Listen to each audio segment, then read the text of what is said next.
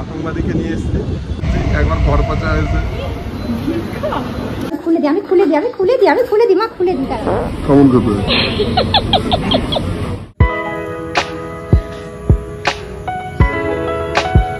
Hello guys, welcome back to my channel. আমি সঙ্গীতা। আশা করি তোমরা সবাই খুব ভালো আছো আর আমরাও খুব ভালো আছি। তো আজকে সকাল সকাল উঠে আমি রেডি হয়ে নিয়েছি, কারণ এখন আমি বেরোবো কলকাতায়। কারণ আমাদের ডান্স ক্লাসের যে ইউনিফর্মটা সেটা অলরেডি শেষ হয়ে গেছে।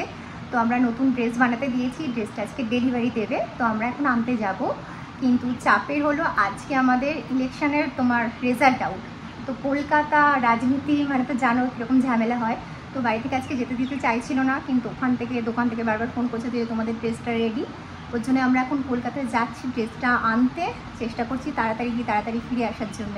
চলো আজকে আর দেরি না করে দেখা হচ্ছে একটুখানি পর। চলো। বাড়ি থেকে বেরোনোর আগে আমি আমার কোকো সোনাকে একটুখানি আদর করে দিলাম, কারণ ও ভাবে মা কোথায় চলে যাচ্ছে। তো ওকে আদর করে দিয়ে বলছিলাম আমি একটু পরেই চলে আসবো। তো এবার আমি বেরিয়ে যাচ্ছি, আমি রেডি পুরো, এখন বেরোবো। আর এই দেখো টিভিতে এখন বাবা ইলেকশনের নিউজ দেখছে।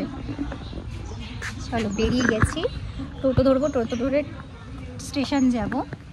ফাইনালি আমি টোটো পেয়ে গেছি, আর কোনো আমার চাপ নেই, তাড়াহুড়ো করার মতন কিছু নেই, কারণ আমি জয়ন্তকে অলরেডি টিকিট কাটতে বলেই দিয়েছি। তো আমাকে টিকিট কাটতে হবে না, ওটা জয়ন্তই কেটে নেবে। তো আমি ধীরে সুস্থেই যাচ্ছিলাম, আমার হাতে অনেকটা টাইম ছিল বলেই। তারপর আমি স্টেশনে পৌঁছে গিয়ে দেখি একটা অদ্ভুত বিষয়, সেটা হলো আজকে স্টেশনে সেরকম লোকজন কেউ নেই।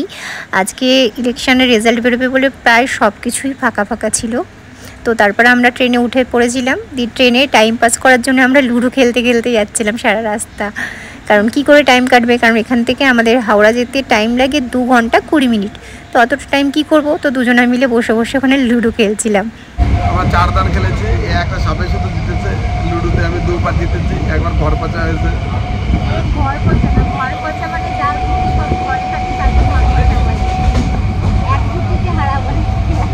আমরা কোথাও গেলে যদি রাস্তায় বোর হয়ে যায়, অনেকটা জার্নি ফিল হয়, তখন আমরা না এরকম সবাই মিলে লুডো খেলি ফোনেতে, আর এটাতে বেশ টাইমটাও কেটে যায়।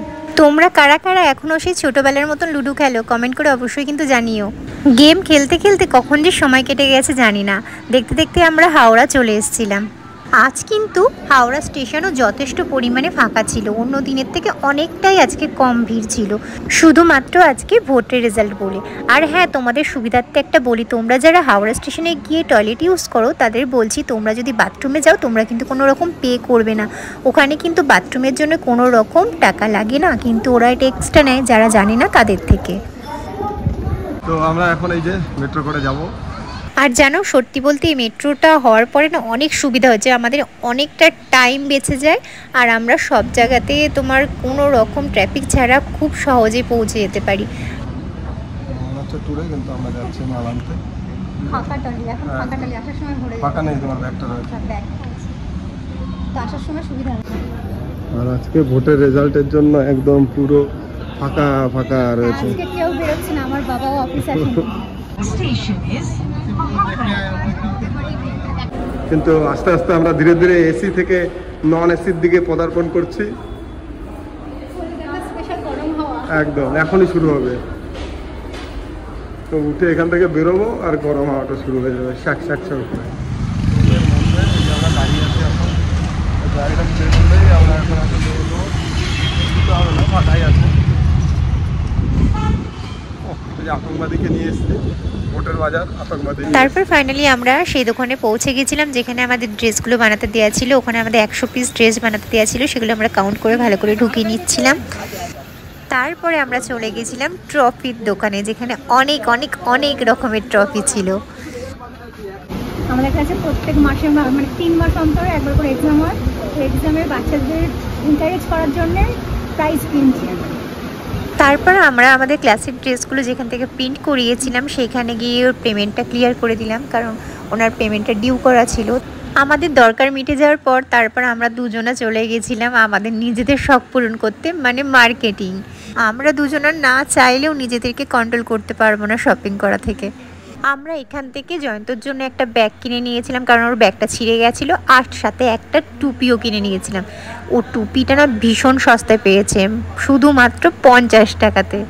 আমাদের কাজ সব মিটে গেছে। এখন আমরা তাড়াতাড়ি বাড়ি পালিয়ে যাচ্ছি, কারণ আজকে একটু পরে বিজয় মিছিল বেরোবে। বাড়ি থেকে টেনশন করছে, ফোন করছে বারবার। তো আমরা একটুখানি ঘুরেও নিচ্ছি, কেনাকাটি করে নিচ্ছি, কারণ পয়সা না থাকলেও আমরা কেনাকাটি করে নেবো। কেনাকাটি না করে দুজনে থাকতে পারি না। ভিডিওটাকে নিজেকে দেখে এখন একটা গান মনে পড়ছে, সাদা সাদা কালা কালা রং জমেছে সাদা কালা। বলে আমি দুটো কুর্তি কিনেছি, মানে একটাই কিনতে যাচ্ছিলাম, এ ফট করে বলে দিয়েছে দুটো নেবো, 200 টাকা করে দেবো। এরকম বার্গেনিং করতে গিয়ে দিয়ে ওই জন্যে ও একটা আমাকে গিফট করেছে, আর একটা আমি নিজে, মানে যেটা সুন্দর সেটা আমি নিজে নিজে না আমি দিয়েছি ওইটা, না ওটা আমি পছন্দ করেছি, আর যেটা যেটা ভালো না সেটাও পছন্দ করেছি। যাই হোক, আমাদের ট্রেন হচ্ছে 2:20-তে, এখন 11:30 বাজে, কিন্তু আমরা আগে আগেই চলে যাচ্ছি। আমি প্রথমবার এই যে মেট্রোর মধ্যে যে বসতে পেরেছি, মানে আগের মেট্রোতে বসেছি, এই যে কলকাতার মানে হাওড়া যাওয়ার এই যে গঙ্গার নিচে দিয়ে প্রথম মেট্রোতে যে বসতে পেরেছি। আগে সববার দাঁড়িয়ে দাঁড়িয়ে গেছি, এই যে বসেছিল, আর আজকে ফাঁকা। তারপর আমরা হাওড়া স্টেশনে পৌঁছে গেছিলাম, আর আমাদের পেয়ে গেছিলো ভীষণ খিদে, মানে প্রচুর খিদে পেয়ে গেছিলো, আর আমাদের হাতে অনেকটা সময়ও ছিল, তাই আমরা চলে গেছিলাম ফুড প্লাজাতে এখানে খাওয়ার জন্য।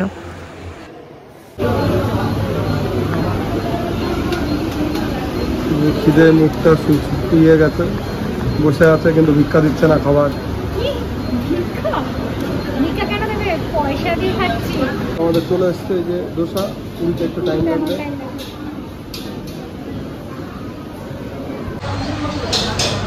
ভালো টেস্টি আছে খাবার, মজা লাগছে, বড় আছে। এখন পুরিটা একটা টাইম, পুরি 100 টাকার পুরি, সাথে এই যে 100 টাকার একটা রসগোল্লা।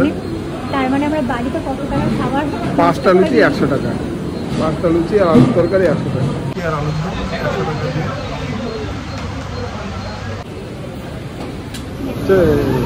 দেখো আমরা গাছপালা খাচ্ছি,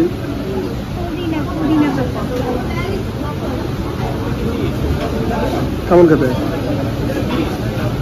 হ্যাঁ, এখন আমরা যে দাঁড়িয়ে আছি হাওড়া স্টেশনে, এখন যাবো বাড়ির দিকে। মন খুব খারাপ হয়ে গেছে, ঘুম পাচ্ছে খাবার খেয়ে।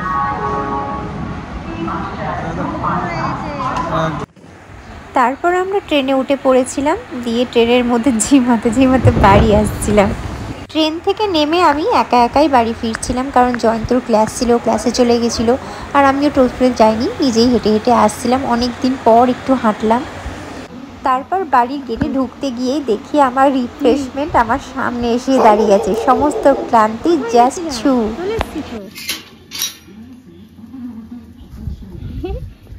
শোনা শোনা শোনা, চলো চলো চলো ঘরে চলো।